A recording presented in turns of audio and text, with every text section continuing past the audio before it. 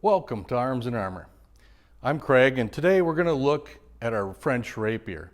It's a piece we've been making for a while and is one of our more popular rapier styles.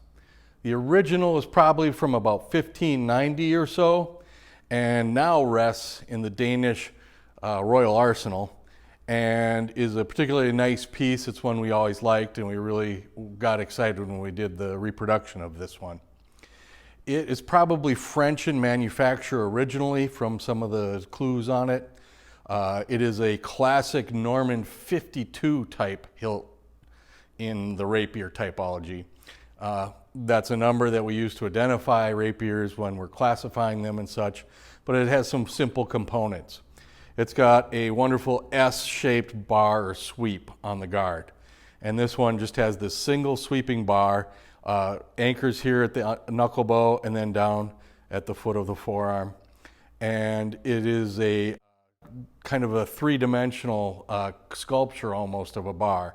It's relatively flat, but it kind of starts out flat and then turns 90 degrees and then comes back around into a different angle as it comes into the anchor point. On the back side, we have two bar sweeps coming up that join into one and then anchor right by the block of the hilt itself. It has got a wire-bound grip, and the pommel, while it looks kind of rectangular in shape from the side, in cross-section is very much an oval. So it's a very comfortable pommel to have rest against your hand, and you can feel the pommel right against the back of your hand, so you have that tactile sense of where the sword is. Whether you are using it to cut or thrust, as it were, it gives you a very good sense of the sword in motion in the fight. It has a forering that helps protect the fingers as it's coming at you from the business end anyway. So you can see it's a relatively simple style of hilt, but very nice looking. And you can get this in the brushed steel finish you see here, as well as the blued finish. The center of gravity on this sword runs right about 4 inches. So it really has that placement of the weight forward of the guard that you need for proper rapier play. It allows those thrusts to carry through and not be deflected, and gives you more control in the cut when you interact with another blade in that three-dimensional space in the fight. The blade is our wide rapier blade. It has a good stiffness. It's a relatively thick blade, so it does thrust very well.